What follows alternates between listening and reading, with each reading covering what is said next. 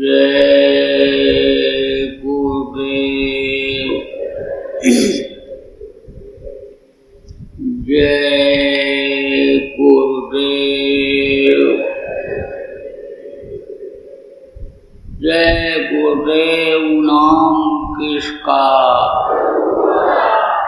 जय गुरुदेव नाम किसका, प्रभु का पावन नाम, प्रभु का पावन नाम। जय गुरुदेव।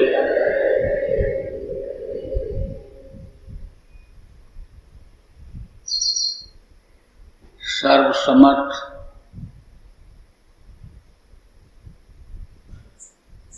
सर्वत्र स्मरणीय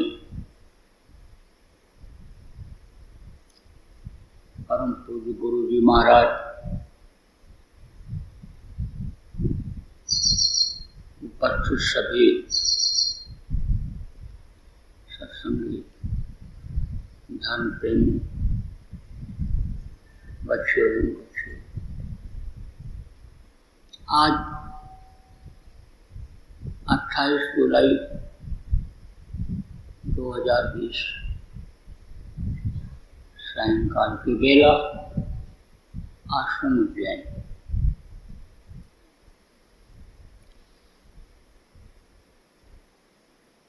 समय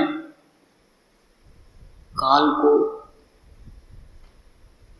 जानने समझने और लोगों को समझाने के लिए भौतिक विज्ञान के वैज्ञानिकों ने घड़ी बनाई। घड़ी बराबर चलती रहती है। जिस तरह से जीवन का ये चक्र चल रहा है, सांस की पूंजी लगातार खर्च हो रही, ऐसे ही घड़ी की सुइयां चल रही हैं। उनको सत्संग मिल जाता है, जानकारी हो जाती है, वो तो समझ जाते हैं कि एक दिन सांस पूरा हो जाएगा, जीवन लीला समाप्त हो जाएगी। इसी तरह से एक समय 12 बजे आता है, थोड़ी देर के लिए घड़ी की दोनों सुई जो घंटा मिनट बताती है, बल्कि अगर सेकंड की भी होती है तो वो भी एक जगह स्थिर होती है। आप ये समझो एक समय दोनों को सुइयों को हाथ जोड़ लेने कहा जाता है। जैसे जीवन के अंग, शरीर के अंग साथ देना बंद कर देते हैं, हाथ जोड़ देते हैं कि अब हमारे बस का नहीं रहेगा कुछ। इसी तरह से घड़ी चलती रहती है, रुकती नहीं है। ऐसे समय का चक्र चल रहा है। आप घड़ी को ऐसे देखोगे तो कुछ बज करके कुछ मिनट कुछ सेकंड रहेगा, पलक दबाते ही आगे बढ़ जाता है सेकंड की सुई। तो इन्होंने तो जिन समय के चक्रों का अनुभव किया, वैज्ञानिकों ने अपनी बुद्धि से उस हिसाब से घंटा मिनट और सेकंड बनाया। लेकिन इससे छोटा भी पल होता है, समय होता है, जिसको पल कहा गया। कहीं बड़ी की मात्रा लगा दिया तो पला हो गया। तो विद्वान लोग इतना घंटा, इतना मिनट, इतना पला, ये सब बनाते हैं जब जनपत्र, तो उसमें लिखते हैं।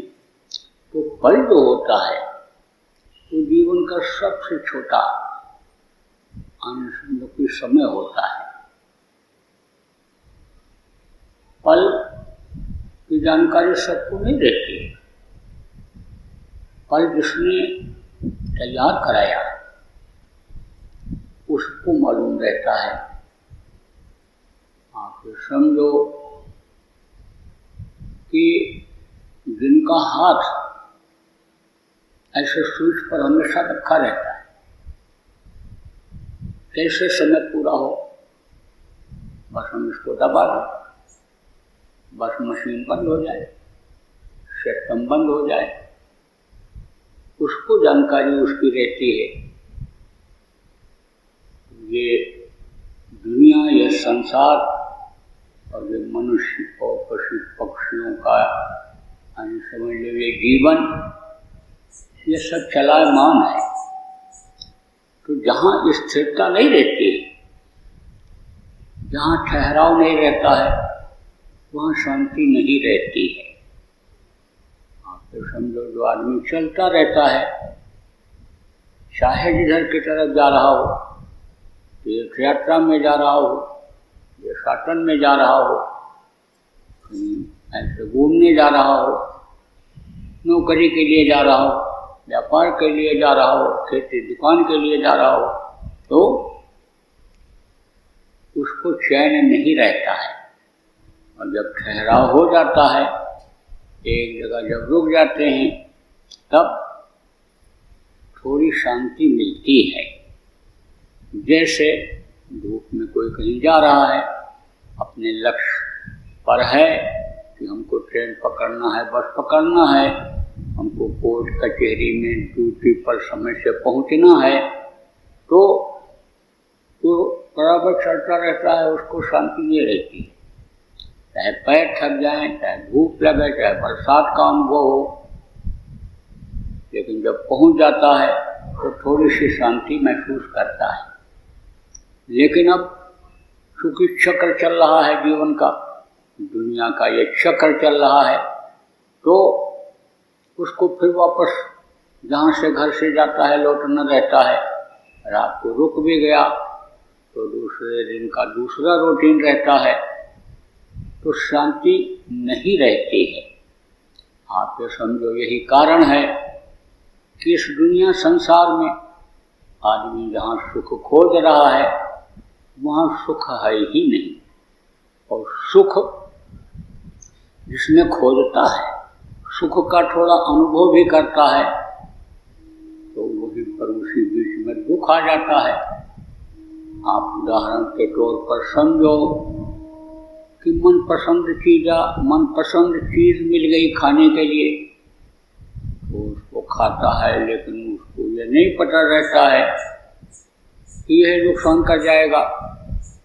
मन के कहने पर शरीर के अंदर डालता रहता है, पेट के अंदर पहुंचाता रहता है, और वही जब ज़्यादा हो जाता है, पेट में दर्द हो जाता है, कोई अशुद्ध चीज आ गई, दिमाग बुद्धि खराब कर देती है, कोई मांस से बनी हुई, अंडे से बनी हुई, मछली से बनी हुई चीज आ गई, मछली के तेल में बनी हुई, जानवरों के चर्बी में बनी हुई चीज आ गई, और उसको खा लिया, तो सिस्टम को तो शरीर के बिगाड़ेगा ही, और रोगी तो ये शरीर होगा ही होगा, लेकिन बुद्धि भी खराब होगी, और इसी शरीर से वो पाप करने लग जाएगा, और पापों की फिर सजा मिलने लग जाएगी, कुदरत के बरखिलाफ काम करेगा। जब प्रकृति के प्रतिकूल काम करे तो प्रकृति सजा दे देगी। तो सुख में ही दुख आ जाता है, जहाँ सुख खोजता है वहाँ दुख पैदा हो जाता है। तो सच पूछो तो जहाँ पर ये जीवात्मा बैठी हुई है, उससे नीचे से शरीर में सुख नाम की कोई चीज ही नहीं है। आप आंख से कोई चीज देखो, सीनरी को देखो, सूर्य ग्रहण को लोग ऐसे देखने लगते हैं, और उसकी किरणें आंखों के ऊपर पड़ती हैं, आंखें लाल हो जाती हैं, रोशनी कम हो जाती है। देखने में तो अच्छा लगा, जानकारी हुई, लेकिन वही देखना दुखदायी हो जाता है। किसी को आप देख रहे हो, चाहे सुंदर पुरुष है, चाहे सुंदर स्त्री है,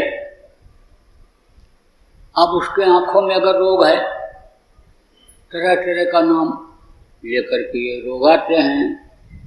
आप समझो कि आँखों में पानी निकलने लगता है, लाली हो जाती है, सूजन आ जाती है। आप कहते हैं उसके आँखों में जिसके सूजन हो, पानी निकल रहा हो, लाल हो, उसकी तरफ देखना नहीं चाहिए। और देख लोगे तो आपको भी हो जाएगा। देखा सुख के लिए, लेकिन सुख में ही दुख पैदा कर लिया। आप तो समझो कि कान से सुना, आप समझो बातें अच्छी लग रही हैं, लेकिन दिमाग में कोई बात आ गई, देखो उसने हमको ऐसा कहा, ऐसा हमारे बारे में सोचा, और आपके अंदर ऐसा भाव शरीर में मन ये पैदा कर दे, उसको गाली गलौज दे दो, मार दो, काट दो, तो परनिंदा बहुत लोग सुनते हैं, दूसरे की बुराई सुनते हैं, और फिर अंदर से कोई बात आ जाती है। तो कुछ ऐसे भी लोग होते हैं कि इधर का उधर करते हैं, दोनों तरफ चाय नाश्ता पीते हैं, इधर की बात उधर पहुंचाते हैं, उधर की बात उधर पहुंचाते हैं। बस मन लड़ाई करा देता है, द्वेष पैदा कर देता है, दोस्ती में खटास पैदा कर देता है। ज़्यादा मिठास में कहते कीड़े बन जाते हैं, पड़ जाते हैं, तो कीड़े डाल देता है। तो कहने का मतलब यह है कि इस शरीर में रहते रहते न तो किसी को सुख मिला और न सुख यहाँ मिलेगा। थोड़ी देर के लिए अगर आदमी की इच्छा भी पूरी होती है तो उसी की आदत बन जाती है, और जब उसकी आदत बन जाती है तब उसमें सुख का अनुभव नहीं होता है। जैसे किसी को कहा जाए भाई ये बड़ी सुगंधित चीज़ है, खुशबूदार चीज़ है, ये मीठी चीज़ है, इसको आप खाओ, और खाने के लिए कोशिश किया और खाया, दूसरे दिन फिर प्रयास किया मिल गया, तीसरे दिन फिर प्रयास किया मिल गया, तो उसकी आदत बन जाती है। और जब आदत बन जाती है उस चीज़ की, तो फिर उसको खाने में सुख नहीं महसूस होता है। सूखी रोटी खाने वाले को पुआ खिला दो, आप समझ लो पकौड़ी खिला दो, आप समझो हलवा खिला दो, तो खुश होगा कि देखो आज हमको ये मीठी चीज़, बढ़िया सुगंधित चीज़ मिल गई। और रोज़ जो खाता हो, आप समझो कि उसको सुख का अनुभव नहीं होता है। अब ये भी होता है कि एक दिन उसको अच्छा अनुभव हुआ, दूसरे दिन फिर कुछ कम हुआ, फिर तीसरे दिन कुछ कम हुआ, लेकिन फिर उसकी इच्छा मन बना देता है, बढ़ा देता है इच्छा कि इससे भी अच्छी चीज़ खोजा जाए, और उसकी खोज में लग जाता है। उसके लिए अन्य आदमी आप देखो अपराध करता है, यानी समझ लो कि यानी नियम का उल्लंघन करता है, समाज और देश का नियम का उल्लंघन करता है, और फिर सजा मिलने लगती है। तो कहने का मतलब यह है कि सुख नाम की चीज इन अंगों से कभी भी किसी को मिली नहीं। सुख कहाँ है? सुख का भंडार कहाँ है? इन सबसे ऊपर। कहते हो ना कि गर्मी लग रही है, चलो उधर चलते हैं पहाड़ी की तरफ, वहाँ अच्छी हवा लगे, चलो छत पर चढ़ चलते हैं, वहाँ अच्छी हवा मिलेगी, चलो अन्य शांति मिलेगी, जहाँ अन्य समझो कि ऊंचा स्थान मिल जाएगा, वहाँ चलते हैं। ऊंची जगह, ऊंचा स्थान लोग क्यों खोजते हैं कि यहाँ थोड़ी शांति मिलेगी। ऐसे शांति का भंडार कहाँ है? शांति का भंडार तो जीवात्मा के पास है, जो पूरे शरीर को ये चलाती है। शांति का भंडार यहाँ है, यही अन्य समझ लो कि पूरे शरीर को चलाती है। अब इसके साथ जो अन्य माया का अंश अन्य जो ये मन लग गया, ये इंद्रियों पर बैठ करके ये समझो कि रस लेता है। अनुभव किसको कराता है? जो कुछ भी है सारा सिस्टम जीवात्मा से ही है। शरीर का अनुभव कौन करता है? जीवात्मा ही करती है। उस धार से अनुभव करती है जीवात्मा। किस धार से अनुभव करती है? जो शरीर को चलाती है।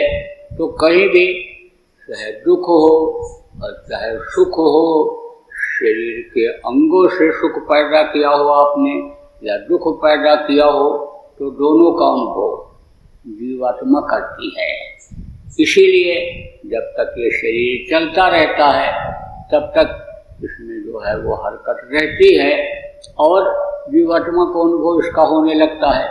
और शरीर जब ये सुस्त पड़ जाता है, आप ये समझो साधना के समय में या सोने के समय में ये हरकत जब नहीं करता है, शरीर से कोई कम जब नहीं बनते हैं, तो मन भी हार करके ये ऊपर की तरफ चला जाता है। उसी धार के साथ सोते समय और साधना के समय भी जीवात्मा की धार खींचती है, ऊपर की तरफ जाती है, अंगों में जहाँ जहाँ पर इसका स्थान है वहाँ से ये जाती है, तो वो अंग शून्य पड़ जाते हैं, हरकत शरीर में नहीं होती है।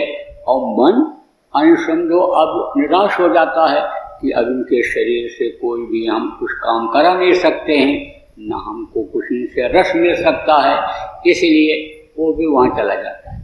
लेकिन जो दुनियादार होते हैं, संसारी जिनको कहा गया, जो खाने पीने और मौज मस्ती में ही लगे रहते हैं, उनका जो मन होता है वो सूरज के धार के साथ फिर नीचे उतर आता है। कब? सोते समय में। वहाँ भी वो बैठता नहीं है, खुराफात करता है, उतर करके आता है तो तरह तरह की समझो की रचना कर डालता है, तरह तरह की हरकत अंदर में पैदा करता है।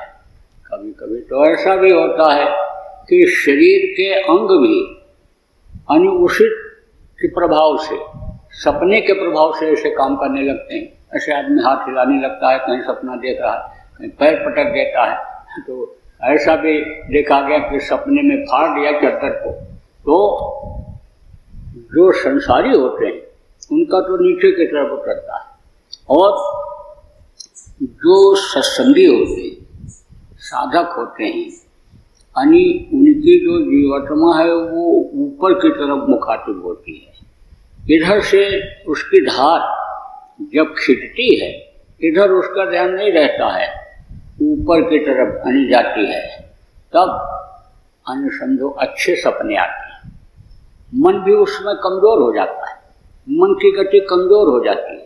जब अंगों में मन का असर रहता है तब वो ज़्यादा ताकतवर रहता है, ज़्यादा बलवान रहता है। लेकिन जब इधर से खिंचता है और ऊपर की तरफ इसका लगाव जब बढ़ता है जीवात्मा के साथ, जब जीवात्मा उधर की तरफ खींचती है, परमात्मा की अंश होने के नाते शब्द की धार थोड़ी तेज होती है, तो उधर ये ज़्यादा जब आकर्षित होती है, ऊपर की तरफ जब ये खींचती है, तो अच्छे सपने आते हैं, अच्छे सपने। और किसी किसी से सत्संगी से पूछो, सपने आते हैं? आते हैं। क्या दिखता है? मार काट दिखती है, मुर्रा देखते हैं, और क्या दिखता है? सांप दिखता है। कोई कहता है कि डर लगता है, भय लगता है। तो डर और भय कौन पैदा करता है? भूत। भूत किसको कहते हैं?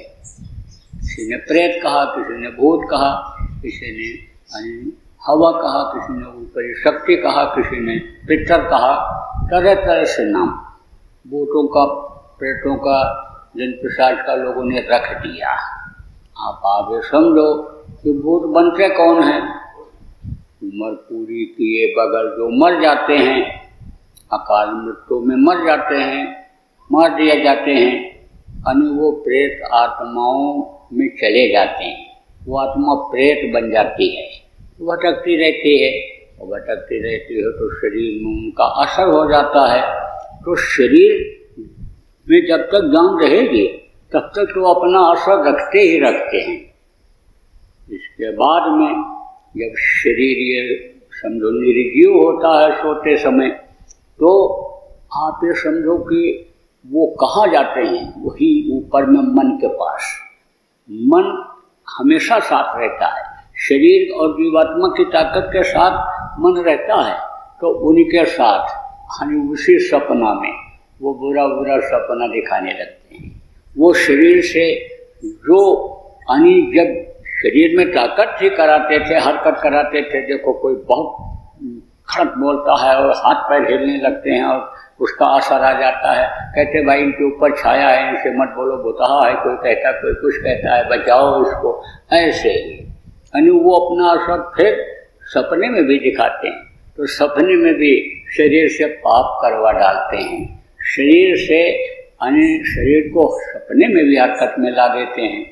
लेकिन जो साधना करते हैं, सुमिरन ध्यान भजन नित्य करते हैं, थोड़ा देर यानी समझ लो कि मन को दुनिया की तरफ से हटाकर उधर लगाते हैं, नहीं भी सूरत ऊपर जाती है तो भी खराब सपने नहीं आते।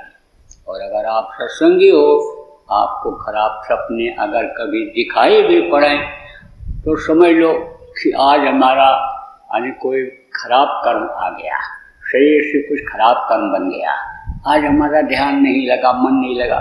तो मन और ध्यान जब नहीं लगता है तब समझो कि कर्मों का असर दिन भर का आ जाता है। रात में कुछ किया तो सुबह ध्यान भजन में उसका असर आ जाता है। और अगर समझ लो कि यानी बराबर मन लगता रहा तो समझ लो कि कभी लगता कभी नहीं लगता है। तो अगर ज़्यादा लगा तो समझ लो शरीर से बहुत अच्छे काम हुए। और संगत के हिसाब से हमने यानी अपने शरीर को लगाया, सेवा में लगाया, परमार्थ में लगाया, प्रचार प्रसार में लगाया, गुरु के आदेश के पालन में लगाया। और अगर कभी लगे कभी ना लगे तो समझ लो कि आज हमारी सफाई नहीं हो पा रही। हाँ फिर समझो जब ध्यान भजन करते हैं तभी कर्मों की सफाई होती है, तो समझ लो कि सफाई नहीं हो पाई। तो और कोशिश करना चाहिए कि भाई कहाँ गलती बन गई, संगत की हमारी रीति नीति जो है उससे हम कहाँ अलग हो गए, परखना चाहिए। आप ये समझो कि यह सब क्या है, यह सब है तरक्की करने का सूत्र। आप ये समझो कि जीवात्मा को अपने घर अपने मालिक के पास पहुंचाने का है ये सूत्र है। इन सब चीज़ों को जब पकड़ोगे तब आप ये समझो कि आपका जीवन सफल होगा। और नहीं तो इसी दुख के संसार में, इसी दुख के समुद्र में आप गोते खाते रहोगे, सुख का थोड़ा अनुभव भी करोगे और फिर दुख आ जाएगा। और उसी सुख के पाने में अगर अंगों से गलत कर्म कर बैठे, आप ये समझो कान मुंह का गलत उपयोग कर लिया, अंगों का गलत उपयोग कर लिया, तो अनुभव और ज़्यादा दुखदायी हो जाएगा, और ज़्यादा कष्ट में हो जाएगा। और कष्ट में ही ये शरीर बीतेगा, यानी समझो कि आत्मा भी परेशान हो जाएगी। तो आपको दया का स्रोत खोजना चाहिए, दया के घाट पर बैठना चाहिए। सुमिरन ध्यान और भजन ये जो बताया गया ये दया का है स्रोत, दया का ये घाट है। देखो गुरु भक्ति यानी क्या है, गुरु के आदेश का पालन क्या है। समर्थ गुरु को अनुमान करके जान करके उनकी सेवा, जिसको वचनों का पालन सेवा कहा गया, वचनों का पालन करना, ये क्या है, ये है स्रोत है जीवन को सफल बनाने का, जीवन में सुखी रहने का, और जब समय पूरा हो अपने घर मालिक के पास जाने का, यह है स्रोत। अब जो गुरु के वचन होते हैं समय के अनुसार समझो कि उनके लिए फायदेमंद होते हैं, लेकिन समर्थ गुरु न तो कहते हैं कि मान सम्मान के चक्कर में रहो, हम न मान सम्मान चाहते हैं। उनका मान सम्मान की इच्छा, उनके खाने की इच्छा, उनके पहनने की इच्छा, उनके रहने की इच्छा, यह सब हो जाती है खत्म। तो चाह गई चिंता गई, चाह मतलब वही इच्छा, ये चीज़ मिलनी चाहिए, चाह गई चिंता गई, और मनुआ बेपरवाह, अब जास को कछु न चाहिए सोई शहंशाह। तो बादशाह बताया गया। आप ये समझो कि संतों को और सदगुरु को बादशाह बताया गया। ऐसे अगर वो न होते, अगर समझो कि तो बड़े बड़े बादशाह उनके चरणों में क्यों गिरते, क्यों जाते उनके पास, आप देखो एक से एक संत महात्मा हुए, एक से एक यहाँ पर कहीं समझो कि पहुंची हुई शक्तियां हुई। आप ये समझो एक से एक कहीं सदगुरु आए यहाँ पर, कहीं भी जन्म ले लिया। जात मजहब जिनको आप कहते हो, किसी भी जात मजहब में जन्म ले लिया, वहाँ का जो रीति रिवाज था, मजहब था, उसी के आधार पर उन्होंने उसी के बगल में बड़ी रेखा खींच दिया। एक समय ऐसा था भारत देश में कि जाति प्रथा बड़े जोरों पर थी। जो कर्म लोगों के लिए बनाया गया था, उस कर्म को लोग करते थे। आप समझो कि ब्रह्म जाना सब्रह्मणा कहा गया, ब्रह्म को लोग जानते थे। और क्षत्रिय क्या किस लिए बनाए गए थे? रक्षा के लिए। जान दे करके भी दूसरे की जान बचाते थे। और वैश्यों का लक्ष्य उद्देश्यों का आज की तरह से पैसा कमाना नहीं था, एक का 4 गुना मुनाफा करना नहीं था, सेवा भाव था। शूद्र जिनको कहा गया वो बराबर सेवा में ही लगे रहते थे, उसी को अपना लोग धर्म समझते थे। तो जो ये कर्म करने के लिए धर्म में बताया गया, उन कर्मों को लोग करते थे। लेकिन जो संस्कारी इस तरह के जीव थे कि वो जानने की इच्छा प्रकट कर देते थे कि भाई इसके बारे में भी जानकारी कर ली जाए, यहीं तक सीमित न रहा जाए, कुएं के मेढक की तरह से ही न सोच लिया जाए दुनिया इतनी ही बड़ी है। तो वो और आगे भी बढ़ जाते थे। जिनका सेवा करने का अन्य समझ लो कि काम दिया गया था, अन्य जिनको शूद्र कहा गया, ऐसे ही अन्य घर में एक संत रविदास हुए,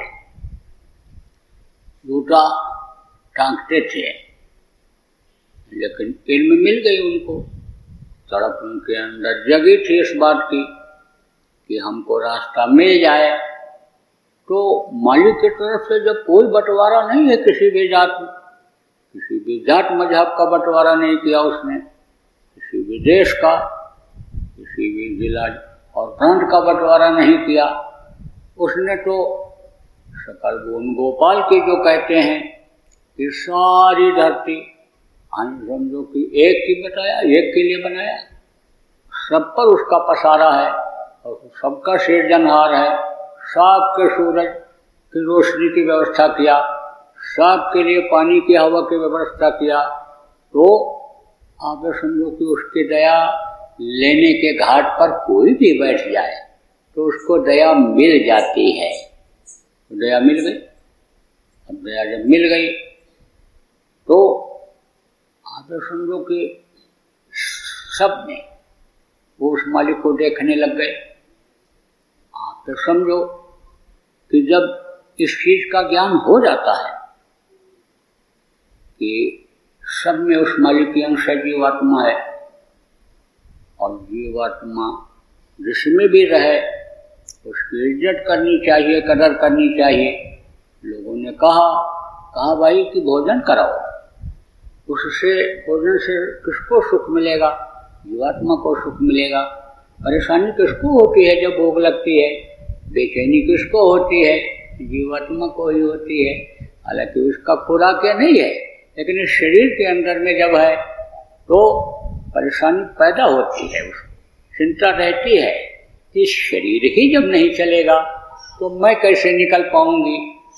याद तो रहता है प्रभु का, जीवात्मा बोलती नहीं है लेकिन बंधन में हो जाती है, काल और माया के बंधन में, कर्मों के बंधन में बंध जाती है। संत जब याद दिलाते हैं तो याद आ जाता है, कोशिश करने लगता है, प्रयास करने लगती है जीवात्मा।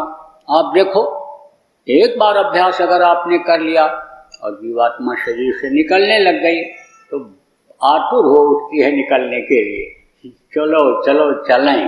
लेकिन फट से आपकी जो यादें हैं, ये जो दुनिया की चीजें हैं, याद आ जाती हैं, इधर आपका ध्यान हो जाता है, उधर से हट जाता है, तो फिर रुक जाती है, तड़पती है, विह्वल हो जाती है, बेकल हो जाती है अपने पिता परमेश्वर के पास पहुंचने के लिए। अब आप समझो रविदास आने समझो ये समझ गए थे सब में जीव है। तमाम ऐसे हुए। नामदेव रोटी बना के रखे थे तो एक कुत्ता आया, घी लगाने जा रहे थे, तो आटा हाथ में लगाता बूटे थे, खुद बना रहे थे भोजन, तो धोने लगे तब तक कुत्ता आया रोटी लेकर चल दिया। अरे बोले अरे प्रभु रुको रुको रुको, घी बगैर घी के खाओ, घी लगा देने दो तब खाओ। किसको देखा उन्होंने? उसके मुंह को, उसके पैर को, उसके आंखों को, उसके शरीर को नहीं देखा, आत्मा को देखा। कहा सिया राम में सब जग जाए और करम प्रणाम जो पानी। तो उनको हर चीज में उस मालिक की यानी समझो दया और अंश और ताकत दिखाई पड़ती है।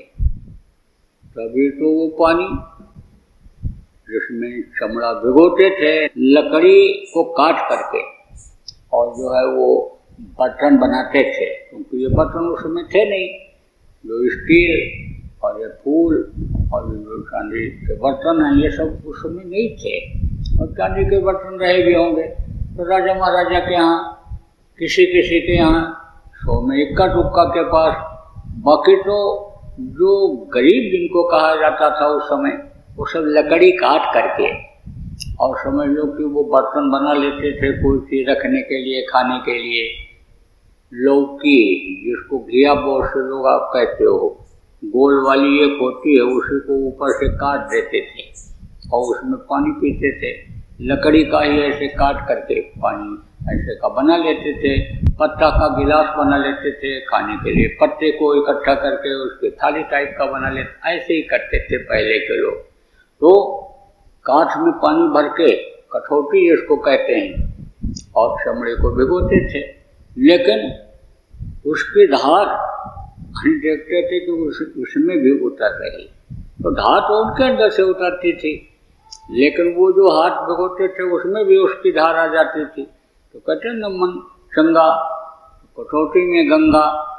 तो समझो कि पीपा को उसी को पानी को दिया था, लेकिन वो तो नहीं समझे, वो तो समझे चमड़ा भिगोने वाला पानी है। तो राजा पीपा धोखा खा गए और वही पानी को पीते समय कोट के ऊपर ऐसे ऐसे ऐसे फेंक दिया था। ऐसे फेंका तो नीचे गिर गया, बाँह में लग गया। और जो भी की लड़की उसको जब दांत से खरोच करके दाग को छुड़ाया तो उसका असर उसके अंदर चला गया, दिव्य दृष्टि उसकी खुल गई। अब आप ये समझो कि इसीलिए तो गोस्वामी जी ने कहा सिया राम में सब में वो विराजमान है मालिक। वो जो राम सब जग से न्यारा कहा गया, वो सब में उन्होंने देखा। उनकी जब थोड़ी सी बातों के प्रभाव से जनता के ऊपर असर पड़ा और उनके पास लोग अपनी जो तकलीफ लेकर जाने लगे, तो प्रचार हो गया। किस बात का प्रचार हो गया? रूटर रखने वाले जो है वो मोची नहीं, महात्मा है। अब इसकी खबर राजा के यहाँ भी गई।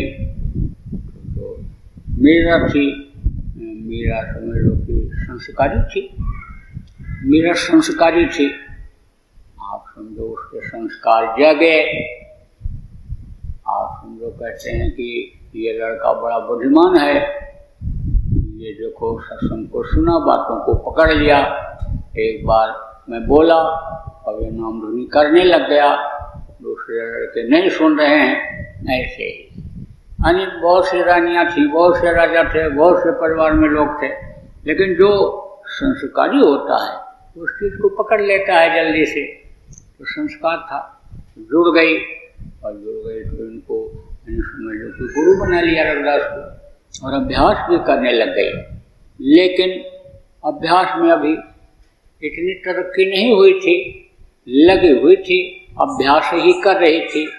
जैसे बच्चे पढ़ते हैं तो मास्टर नहीं हो जाते हैं, जब पढ़ करके पास हो जाते हैं तो मास्टर कहलाते हैं। तो ऐसे ही साधक जो साधना करता है वो समझो कि संत गति को नहीं प्राप्त करता है, लेकिन जब उसकी आत्मा सतलोक पहुँच जाती है तो संत गति मिल जाती है। तो अब आप समझो कि उसकी जो सखियां और सहेलियां थी पहले तो विरोध करती थी, लेकिन जब उन्होंने देखा कि दृढ़ता है, मजबूती है, इनके ऊपर कोई असर पड़ने वाला नहीं है, तो फिर वो उनसे पूछने लग गई कि आखिर क्या विशेषता ऐसी है कि तुमने जूता टाँकने वाले को गुरु बनाया। और जब ये बताने लग गई, उनकी महिमा बताने लग गई, उनकी जो युक्ति बताते थे उस युक्ति को कुछ थोड़ा बहुत जो बताने लायक था, मर्यादा के अंदर था, जब वो बताने लगी तो वो प्रभावित हो गई। और फिर विरोध तो सखियों ने सहेलियों ने बंद कर दिया, लेकिन ये जरूर कहती थी कि तेरा गुरु गरीब है और तू रानी है, तो क्यों नहीं उसके गरीबी दूर करने के बारे में सोचती है। अब आप ये समझो कि मीरा ने एक दिन सोचा, लो गुरु जी को चलें हीरा दे आऊं। हीरा छोटा ही होता है, लेकिन कीमत उसकी ज्यादा होती है।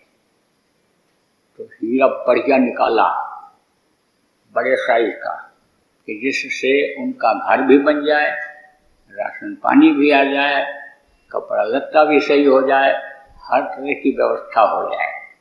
उसको कपड़े में लपेट करके और गई और बोली, गुरु जी आपके लिए मैं भेंट लाई हूँ।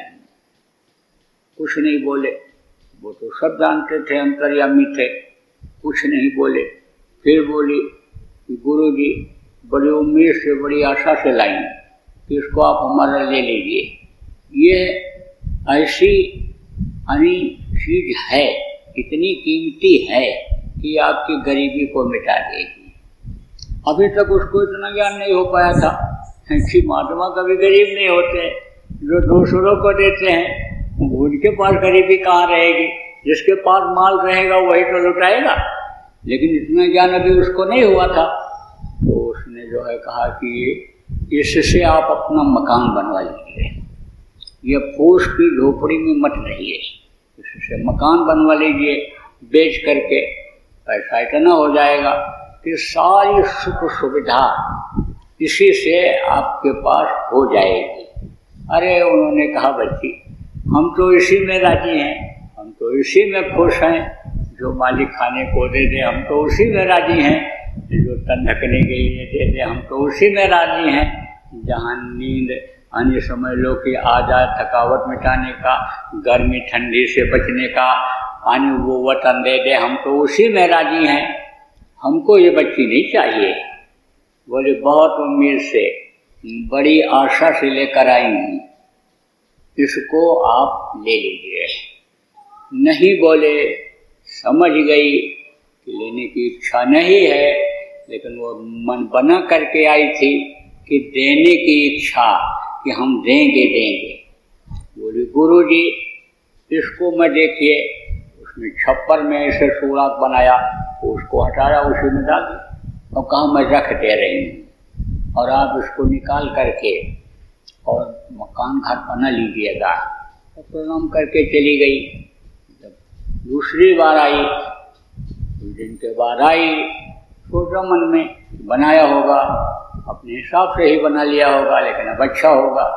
लेकिन वहाँ नजदीक पहुँचते ही देख रही है वही झोपड़ी है, बल्कि और पुरानी भी, वही बरसात में इसके फूस सड़ गए हैं, जो कभी देखने में ठीक भी लगती थी, अब वो काली पड़ गई है। तो दुखी हुई और दुखी हो करके जा करके बोली, गुरु जी आपने बनवाया नहीं, आपने उसको निकाला नहीं, बेचा नहीं। तब बोले, बच्ची तुझको अगर दुखी होना है कि हमारे गुरु गरीब हैं या हमारे गुरु गरीबी में जीवन बिता रहे हैं, तो तुझको तो इल्म मैंने दे दिया, अब तो उसको कोई ले नहीं सकता है। नाम तुझको मैंने दे दिया, तुझको मैंने दे दिया, अब उसकी तू कर कमाई और तू मेरे पास मत आया कर, वहीं से तू याद करेगी तो तेरे लिए मैं हाजिर रहूँगा, उसको वहीं मिलूँगा। यह है जो तू देख करके दुखी हो रही है कि मेरे गुरु जी शरीर से दुख झेल रहे हैं, तो बच्ची ये शरीर से दुख नहीं है, हमको इसमें बड़ा आराम है। कहा गया ना, जाहि विधि राखे राम वही विधि रहिए, जाहि विधि राखे गुरु वही विधि रहिए। तो जब भक्त अपना सर्वस्व दे देता है गुरु को, तो उसको अपनी इच्छा नहीं रखनी चाहिए। और समझो कि जब शीश दिए जो गुरु मिले, जब अहंकार जो चीज़ पैदा करने वाला है वो चीज़ जब सौंप देता है, अहंकार जब दे देता है, तब गुरु की दया ज़्यादा होती है। अब आप ये समझो, जब वो निराश हुई कि गुरु जी लेंगे नहीं, गुरु जी करेंगे नहीं, और इस बात से संतुष्ट हुई कि मैं बहुत प्रसन्न हूँ, बहुत खुश हूँ, कष्ट मुझको नहीं होता है, तुमको होता है, तब समझो कि वो लग गई। और बाद में समझो कि उसी नाम को ये समझी कि जो उन्होंने दिया था, गुरु ने मोह दीनी अजब जड़ी, है ना। तब उसने कहा कि अजब जड़ी दिया, पहले कहा अजब जड़ी दिया, और फिर उसने कहा कि पायो रे मैंने नाम रतन धन पायो, वस्तु अमोलक दी मेरे सतगुर, कृपा करी अपनायो, पायो रे मैंने नाम रतन धन पायो। जब रत्नों को देखा, जब हीरा मोती जवाहरात क्या यहाँ इस धरती पर हैं, जब उसको देखा, वहाँ मरियों मोतियों के महल, मरियों मोतियों के कंगोरे, सीढ़ियाँ और पेड़ और पौधे, इस तरह से जब उसने देखा, तब कहा कि नाम जो उन्होंने दिया उसमें ये सब दुनिया की चीज खेल है, और वो भी शर्माते हैं। समझ लो कि जो ऊपर के हीरे मोती हैं, इसके तेज के आगे, इसके प्रकाश के आगे, इसकी ताकत के आगे, इसकी कीमत के आगे। तो तब कहा उसने कि गुरु ने, तब कहा पायो रे मैंने नाम रतन धन पायो, यानी गुरु ने मुझे नाम रूपी रत्न दे दिया, जिसकी कोई कीमत नहीं लगाई जा सकती है। तो प्रेमियों, कीमत लगाओ। आप लोग इसकी कीमत नहीं लगा रहे हो, नाम जो आपको मिला, नामदान मिला, इसकी कीमत लगाओ। और कीमत आप तब लगा पाओगे जब आप सुमिरन करोगे, ध्यान करोगे, भजन करोगे, समय से करोगे, मन को रोक करके, तब इसकी ताकत को और इसकी प्रभुता को और इसके प्रकाश को और समझो, इसको समझोगे, इसकी कीमत आप लगाओगे। कहने का मतलब यह है कि बराबर लगे रहो। गुरु आपके समर्थ हैं, गुरु महाराज की दया प्रेमियों आपके ऊपर बराबर हो रही है। रास्ता आपका सही है कि जहाँ अन्य दुख से आप छुटकारा पा सकते हो। ऊपर पहुँच जाने के बाद, ऊपरी लोकों में आने जाने के बाद शांति मिल जाती है। यानी वहाँ की जितनी चीज़ें हैं वो सब स्थिर हैं, चलने फिरने वाला चक्कर वहाँ खत्म हो जाता है। वहाँ उस धुरी से, सतलोक से जितने भी लोग हैं, यानी समझ लो वो जुड़े हैं, वो उस धुरी से नीचे के जितने हैं ये सब चलायमान हैं, लेकिन वहाँ वो स्थिर है। वहाँ पहुँचने के बाद यानी स्थिरता आ जाती है, और समझ लो जब स्थिरता आ जाएगी तब शांति मिल जाएगी। तो असला शांति वही है, बाकी यहाँ कुछ नहीं है, ये स्वप्नवत है दुनिया। बोलो जय गुरुदेव, जय गुरुदेव, जय गुरुदेव, जय गुरुदेव, जय जय गुरुदेव।